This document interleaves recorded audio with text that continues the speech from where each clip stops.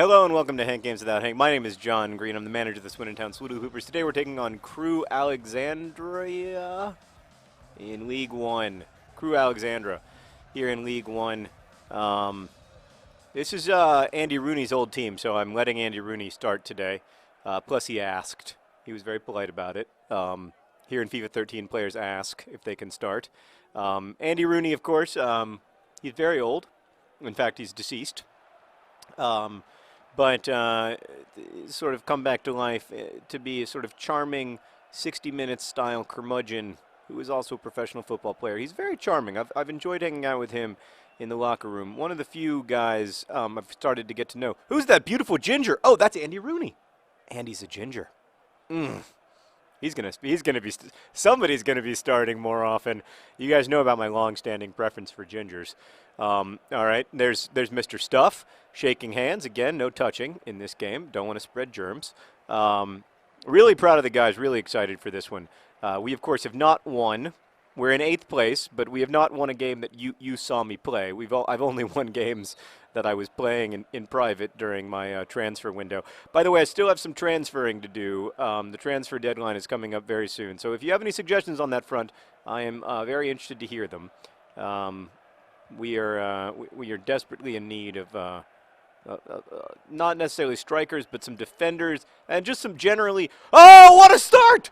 What a start! And it's John Green to John Green. John Green's ball, another John Green's. They love each other and they love our team. It's great to see them working together so much better because it means that their marriage is thriving. I mean, I always say that, you know, what you see on the pitch reflects what's happening off the pitch a lot of times. And right now, you just see two men deeply in love with each other, working hard for each other and for their team. And I think they're learning, they're learning to love the FIFA 13 Swoodilypoopers, as we all are. It's not something that happens overnight. Love is not just a feeling. Love is a decision. That's what they said at my Catholic engaged encounter when Sarah and I were getting married, which sounds like the most unromantic, dumb, lame thing that can possibly be said, but in fact, like I think that all the time. It's so deeply true, because feelings come and go and decisions don't. Oh God, green eggs and Fotheringham. Yes. Yeah. So, love is a decision because the feel. Yeah. Anyway. It sounds so unromantic to say, but in fact it is like a deeply romantic thing. And this very, really great kind of love that I truly recommend. Speaking of engaged encounters in the Catholic Church and more generally of religion, today's topic is religion and mental illness, which was suggested by Project for Awesome. Oh gosh! Get off of him! He was holding ball John Green. It's against the rules and it's also immoral. I'm sorry, Meredith, who suggested today's topic? I've been too into it.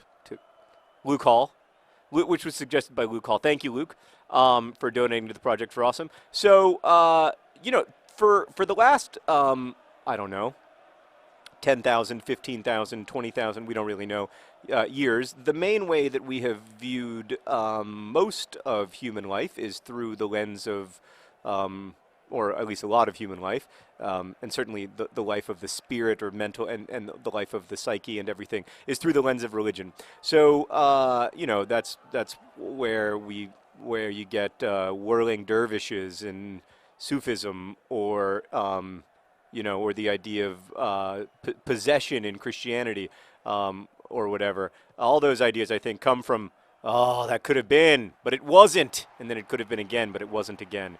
All those ideas, I think, get their start from, using religion as the lens through which to view sort of like psychological and emotional experiences among humans. We're in big trouble, but everything is fine. Wesley Crusher Fotheringham made Leach Smith miss because he is crushingly intimidating. So, yeah, I think that's the that's the crux of the story to me, is that this is how we lived with mental illness for a long, long time. And in a lot of ways, it was unhelpful, and particularly, I think, in the last, say, 1,000 years, it was unhelpful. But like progressively more unhelpful. It certainly in the last like 50 years with the emergence of like with the emergence of I guess in the post-Enlightenment world, with the emergence of the sort of, for lack of a better word, rivalry between science and religion, it can be really unhelpful because people can say like, oh, scientific ways of confronting mental illness aren't helpful, which I just don't agree with at all. I just think there's lots of evidence to the contrary. But that isn't to say that that is a definite foul, that religion-based ways of confronting mental illness aren't also useful. And in many cases, the underlying thing that's happening in religion-based ways of dealing with mental illness is very similar to what we now call cognitive behavioral therapy. It's very similar to learning to accept what's happening, learning to understand, sort of the perils of listening to your brain. Guys, don't fight! By the way, Mr. Ritchie, M. Ritchie, Lionel Richie. And then when he scores, we sing, "Hello, is it a goal you're looking for?"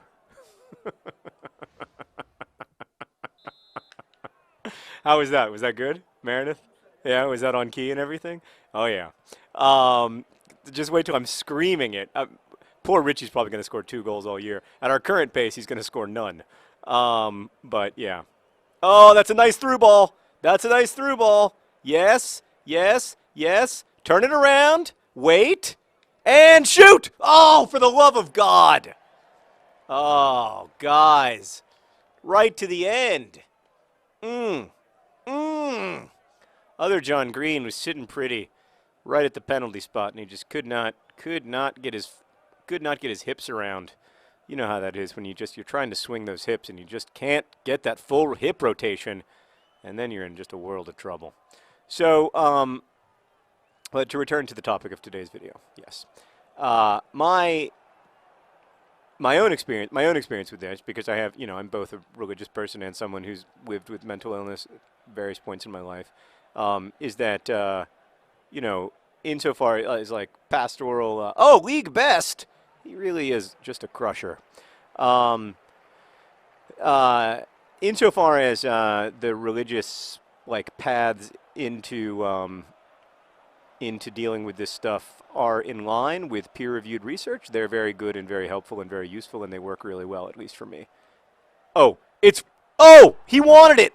By the way, that was Andy Rooney with his up against his former team, Crew Alexandra, and you could tell how bad he wanted it.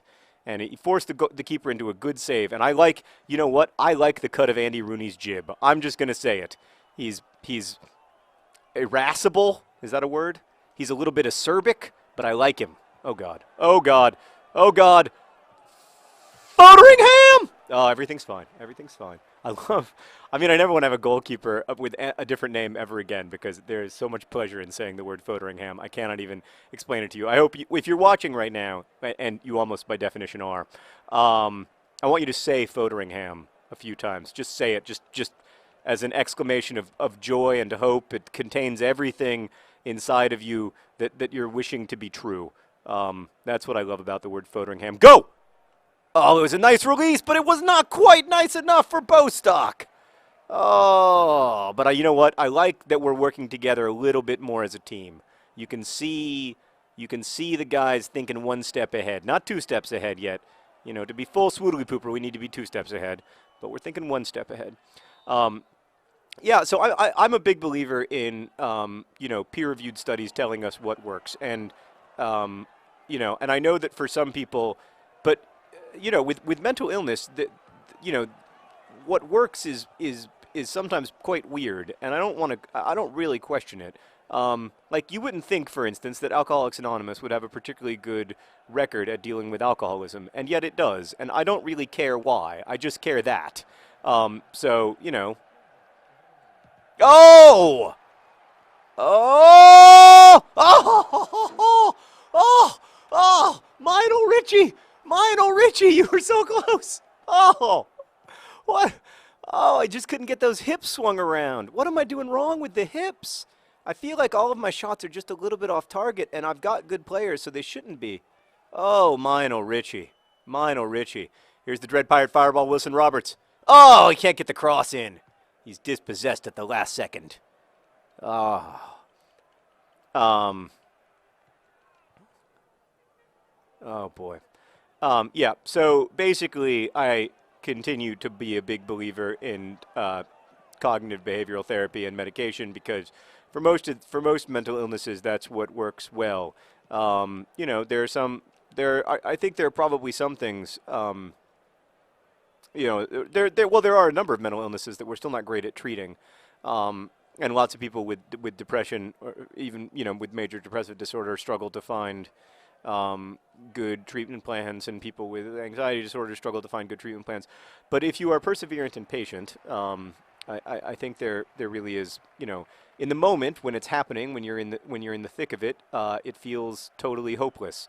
But over the course of months, if you can be patient and generous to yourself and wait the months or weeks or however long it takes to figure out what the best treatment plan is going to be for you, then I think you actually, a lot these days, a lot more. Oh boy, whew, we almost gave up the goal.